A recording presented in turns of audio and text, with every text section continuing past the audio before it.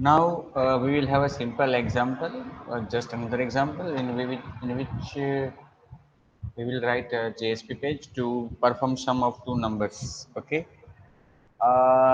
See, हमने पहले काफ़ी फॉर्म्स बनाए हुए हैं अपने कुछ प्रैक्टिकल्स में। अभी मेरे ख्याल से पिछले ही कुछ एग्जाम्पल में हमने कोई फॉर्म बनाया था। ये my form,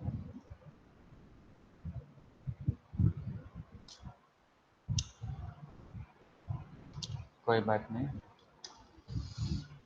just to perform addition of two numbers through servlet, हमने एक फॉर्म बनाया था।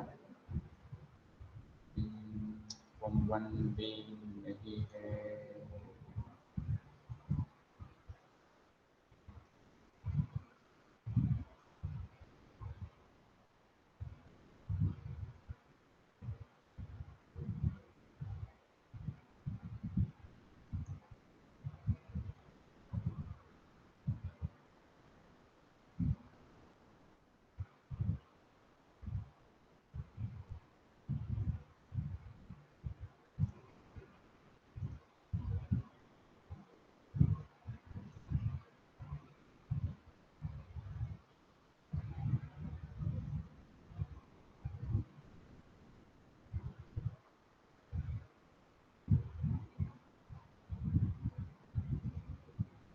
ये फॉर्म मेरे पास है, उसकी मैं एक कॉपी बना लेता हूँ यहाँ पे।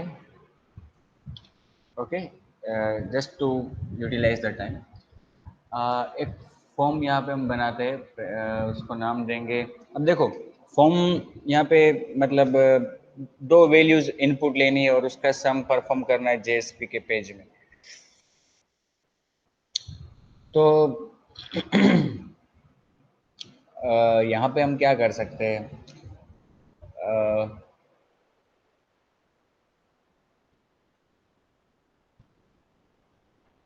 जो हमारा फॉर्म है उसे हम नॉर्मली एज एन HTML भी सेव कर सकते हैं, या फिर इस फॉर्म का जो पेज है उसको हम JSP से भी सेव कर सकते हैं, कोई प्रॉब्लम नहीं है ना।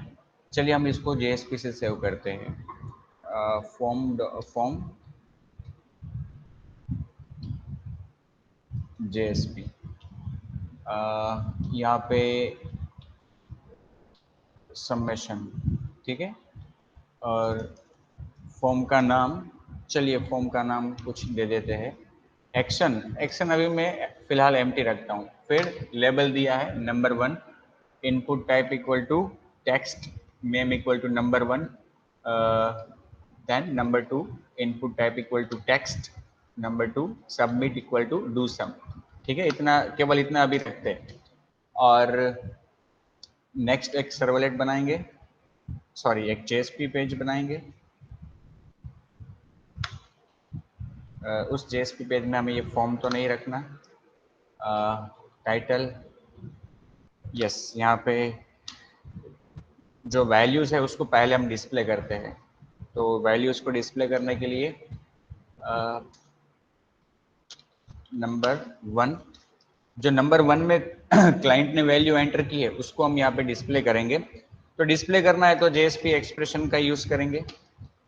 ओके, रिक्वेस्ट तो हमारे पास ऑलरेडी है, रिक्वेस्ट डॉट गेट पैरामीटर, और उस पैरामीटर का नाम क्या है,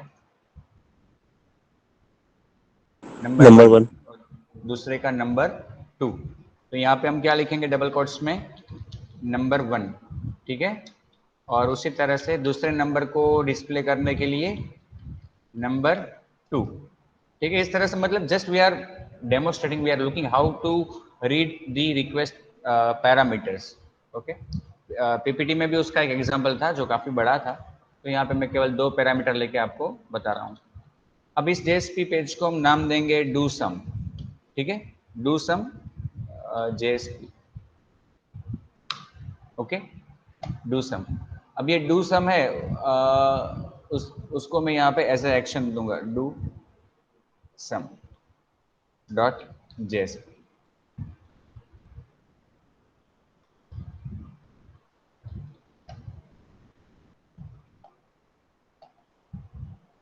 अब इन दोनों फाइल्स को form.jsp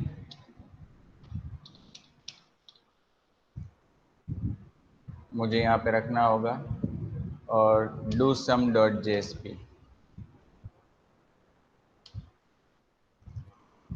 दोनों फाइल्स को मैंने कहाँ पे रख दिया, रूट में, वेब एप्स में जो ngs रूट फोल्डर है उसके अंदर।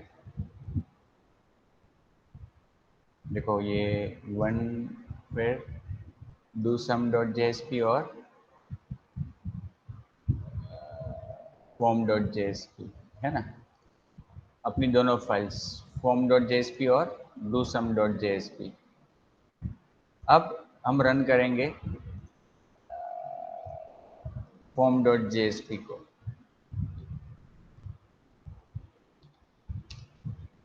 देखो ये रन हुआ। अब यहाँ पे वैल्यू एंटर करता हूँ और डू सम पे क्लिक करता हूँ। तो देखो जैसे ही डू सम पे क्लिक किया तो यहाँ पे जो एक्शन में लिखा है हमने वो रन हुआ। एक्शन में क्या लिखा है हमने, do sum dot JSP. Okay, और वो डू सम डॉट जेएसपी यहाँ पे रन हुआ। तो उसमें जो कोड लिखा है हमने कि भाई नंबर 1 उसकी वैल्यू, नंबर 2 उसकी वैल्यू, वो दोनों डिस्प्ले हो गया, नंबर 1 और नंबर 2 की value. Has anybody any doubt friends? No sir. Okay, अब सपोज मुझे ऐसा करना है कि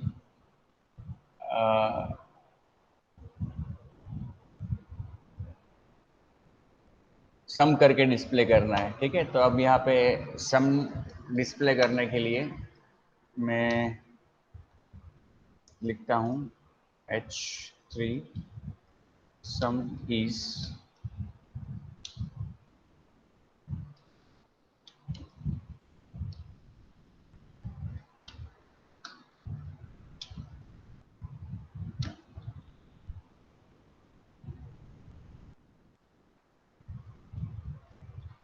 हम ऐसा करेंगे तो वर्क करेगा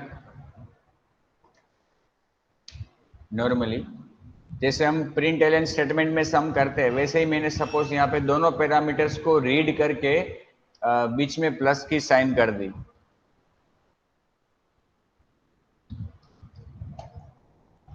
मैं फाइल को वापस सर्वर पे रखता हूँ, फिर अगेन form.jsp,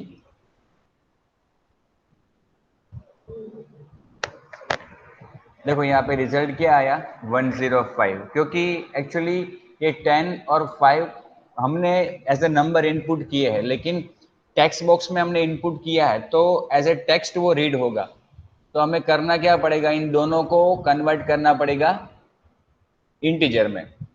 हमने तो उसे बिना कन्वर्ट किए यहाँ पे प्लस साइन कर दी, तो ये एक स्ट्रिंग है और ये भी एक स्ट्रिंग है, और दो स्ट्रिंग के बीच में अगर प्लस साइन लगती है तो वो स्ट्रिंग कॉन्केट हो जाती है। तो हमें यहाँ पे क्या करना होगा, integer dot parse, integer. Yes parse int, और फिर ब्रैकेट में ये चीज लिखनी होगी,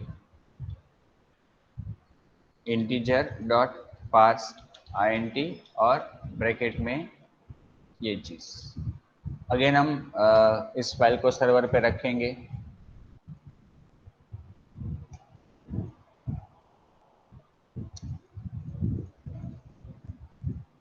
सी नाउ द रिजल्ट इज 15। तो यहाँ पे अगर हमें ऐसा सम करना है तो देखो नो डाउट हम अभी एक्सप्रेशन का एग्जांपल देख रहे हैं, लेकिन जावा में हमें ऐसी तीन टेक्नोलॉजीज, तीन मैकेनिज्म दिए गए हैं जिसके द्वारा आप डायरेक्टली सेम पेज में जावा का कोड लिखना चाहते हो, इंसर्ट करना चाहते हो तो कर सकते हो। जेएसपी एक्सप्रेशन का उपयोग आपको डिस्प्ले करने के लिए करना है, तो अगर आपको ये कैलकुलेशन करना है तो आप स्क्रिप्टलेट का यूज कर सकते हो। किसका यूज कर सकते हो, स्क्रिप्टलेट। तो हम यहाँ पे क्या करेंगे सपोज हम यहाँ पे सम जो परफॉर्म किया है ना उसके पहले मैं स्क्रिप्टलेट लिख लेता हूँ, ठीक है। और स्क्रिप्टलेट में मैं लिखता हूँ इंटीजर रिजल्ट इक्वल टू, फिर ये जो इंटीजर वाला पूरा कोड है ना, वो मैं यहाँ से कट करके ऊपर ले लेता हूँ और अंत में सेमी कॉलन। तो अब क्या होगा, स्क्रिप्टलेट में मैंने लिखा integer dot parse INT request dot get parameter number 1 plus integer dot parse INT request dot get parameter number 2, ठीक है। और फिर हम यहाँ पे केवल डिस्प्ले क्या करेंगे, रिजल्ट वेरिएबल की वैल्यू। बट इस पेज को रन करने से पहले हम आइए देख लेते हैं कि अब तक जो हमने लिखा था वो जो सर्वलेट बनी इंटरनली उसमें कैसे वो ट्रांसलेट होके गया। Catalina, local host, NJS MTI, ORG, Apache, JSP and 1_JSP। देखो ये अपनी जेएसपी सर्विस ट्राई ब्लॉक, हाँ ये देखो अब तक जो हमने रखा था, सॉरी ये तो अभी नाम बदल गया है ना अपनी फाइल का। अभी नाम क्या है इसका, डू सम JSP डॉट जावा, और दूसरी फाइल फॉर्म JSP। देखो ये दोनों फाइल यहाँ पे बन गई है। फॉर्म JSP है, उसमें तो केवल फॉर्म का डिजाइनिंग किया है, तो सब कुछ उसमें डबल कोट्स में देखो यहाँ पे है। No dynamic content is there, everything is in double quotes, है ना। पूरा जो कोड हमने लिखा था यहाँ पे फॉर्म में, वो सब कुछ यहाँ पे डबल कोट्स में ही गया है। अब हम देखें do sum dot JSP, do sum underscore JSP dot java. देखिए अब तक जो कोड लिखा था देखो, हेड के समेशन हेड नंबर 1, फिर रिक्वेस्ट डॉट गेट पैरामीटर जो लिखा था हमने वो डायरेक्टली डिस्प्ले करने का कोड, फिर number 2 request dot get parameter number 2, then print में integer dot parse INT request dot get parameter number 1, फिर plus integer dot parse INT request dot get parameter number 2। तो इस तरह से ये कोड बना था। अब हम जो ये कर रहे हैं, अब हमने ये जो चेंजेस किए, स्क्रिप्टलेट लिखी यहाँ पे स्क्रिप्टलेट, और नीचे यहाँ पे स्क्रिप्टलेट क्यों लिखी भाई, तो वो प्रोसेसिंग करने के लिए, कुछ कैलकुलेशन करने के लिए। ऐसा कोड की जो कुछ आउटपुट नहीं, मतलब कुछ डिस्प्ले नहीं कर रहा है, कुछ कैलकुलेशन कर रहा है, तो उसके लिए स्क्रिप्टलेट लिख रहे हैं हम यहाँ पे। और उसने जो रिजल्ट जनरेट किया वो एक वेरिएबल में स्टोर करके फिर डिस्प्ले करने के लिए हम क्या लिखेंगे, ये वाला कोड। यही चीज हम स्क्रिप्टलेट में भी कर सकते हैं, लेकिन अगर ये चीज हम स्क्रिप्टलेट में करेंगे तो थोड़ा लेंथी होगा। यही चीज अगर हम स्क्रिप्टलेट में करेंगे तो थोड़ा लेंथी होगा, वो मैं आपको बाद में बताता हूँ। पहले हम इस सर्वलेट को कॉपी करके रख देते हैं, डू सम डॉट JSP।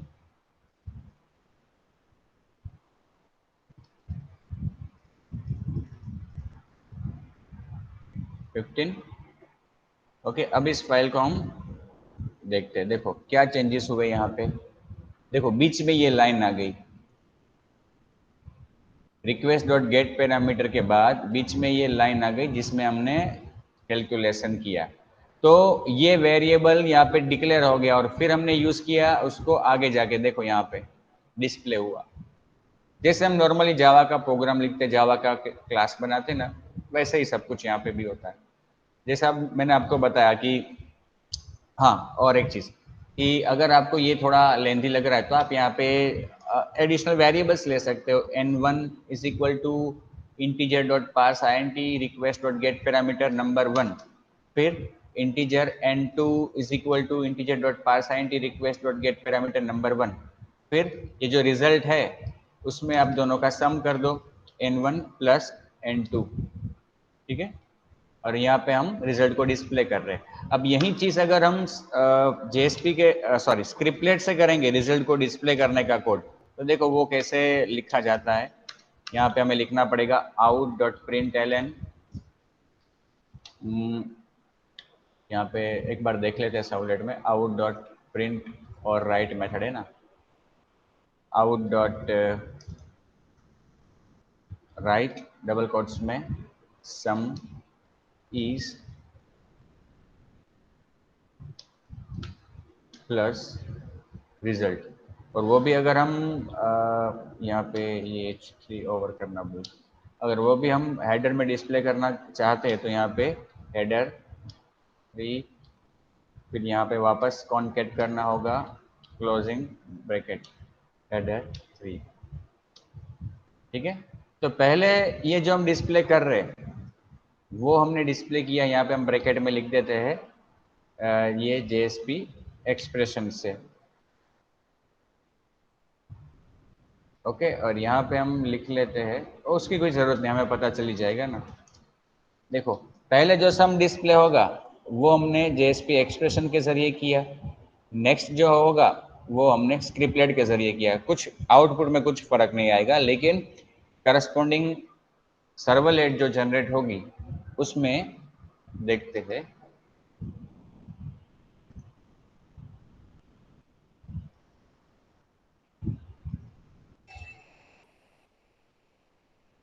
तो ये वाला एक्सप्रेशन से जनरेट हुआ और ये वाला हमने स्क्रिप्टलेट से जनरेट करवाया है।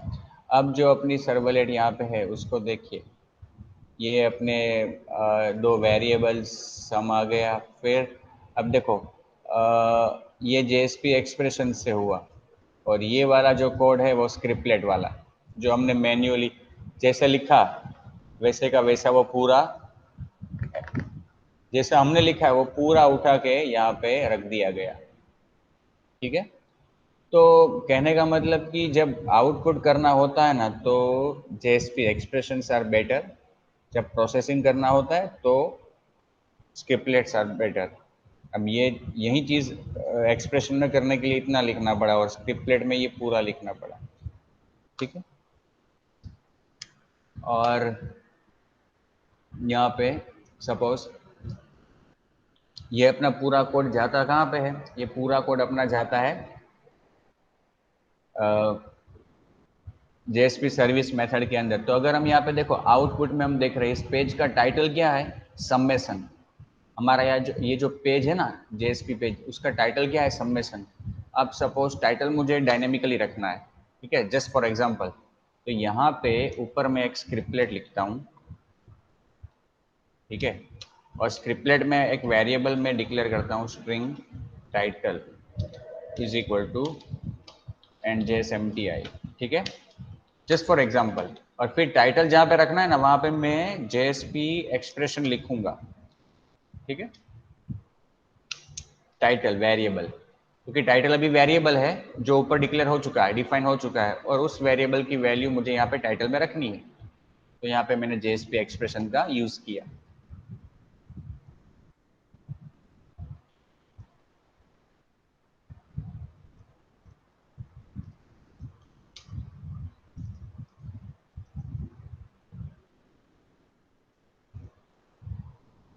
ओ, ओ, ओ।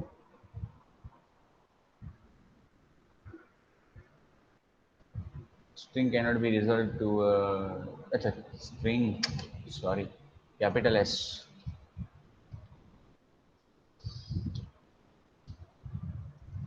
मैंने S स्मॉल किया था स्ट्रिंग में।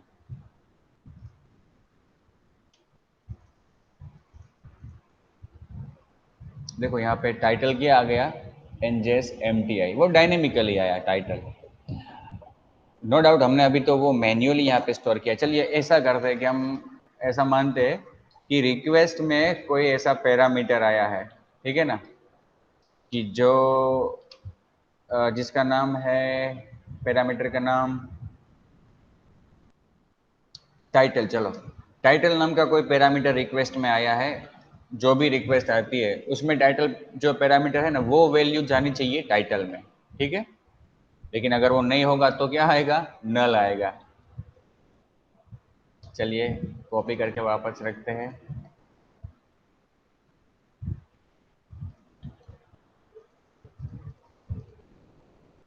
देखो यहाँ पे कोई वेरिएबल आया ही नहीं है टाइटल नाम का।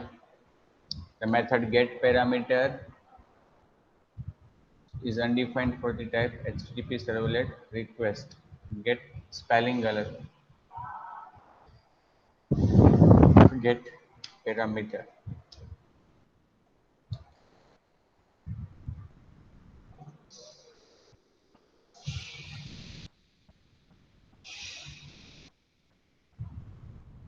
देखो यहाँ पे क्या आया, नल, क्योंकि कुछ पास नहीं हुआ है।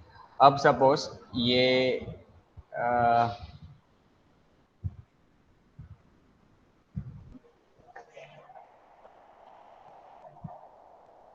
जो रिक्वेस्ट आ रही है उसमें जो सबमिट होता है, हाँ ये यहाँ पे दो वैल्यूज आ रही है ना, यहाँ पे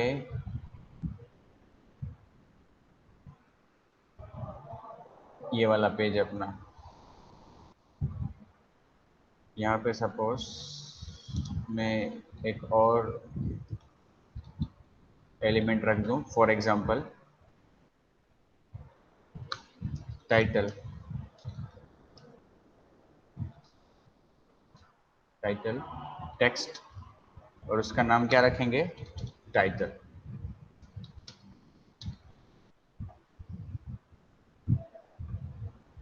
ठीक है, अभी हमने एक और पैरामीटर इसमें जोड़ दिया अपने फॉर्म में, और उसका नाम क्या रखा है, टाइटल। अब वो हम एंटर करेंगे, पहले इस फॉर्म को रख देते हैं, रख दिया। देखो अब टाइटल में यहाँ से पास करता हूँ V फॉर यू, वैल्यूज, देखो टाइटल क्या आया, जो वहाँ से पास हुआ वो आ गया। अगर मैं कोई और वैल्यू रख दूँ,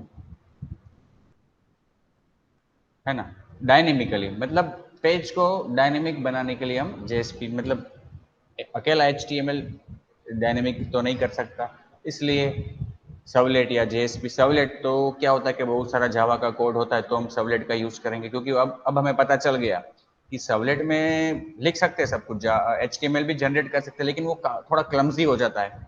तो जहाँ पे प्रोसेसिंग ज़्यादा करना है, आउटपुट बिल्कुल कम करना है या नहीं करना है, वहाँ पे हम सर्वलेट यूज़ करेंगे। जहाँ पे हमें आउटपुट ज़्यादा करना है, प्रेजेंटेशन ज़्यादा करना है, वहाँ पे हम जेएसपी का यूज़ करेंगे। देखो ये पूरा पेज में जावा का कोड बहुत कम है, अदरवाइज ये पूरा दिख रहा है अपने को एचटीएमएल जैसा।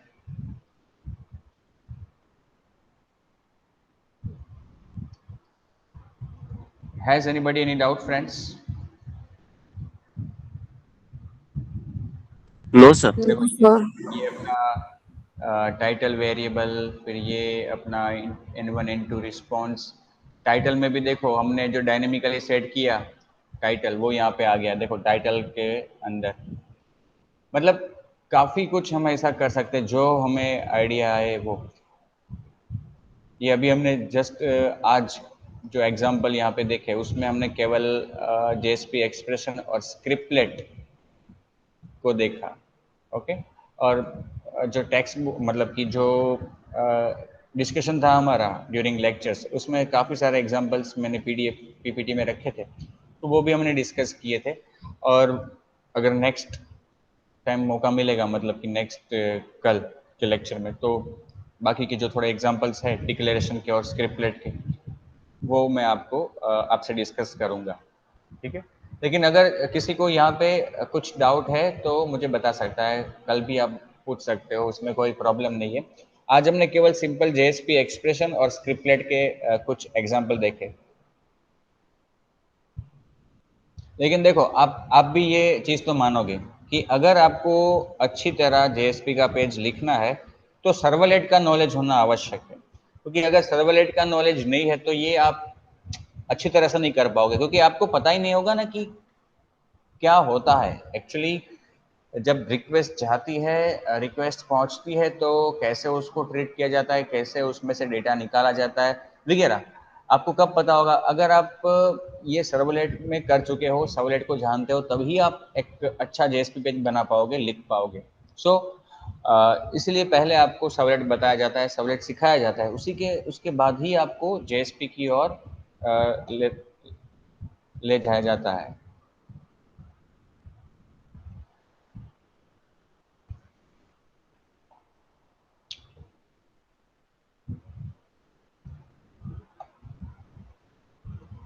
Okay friends,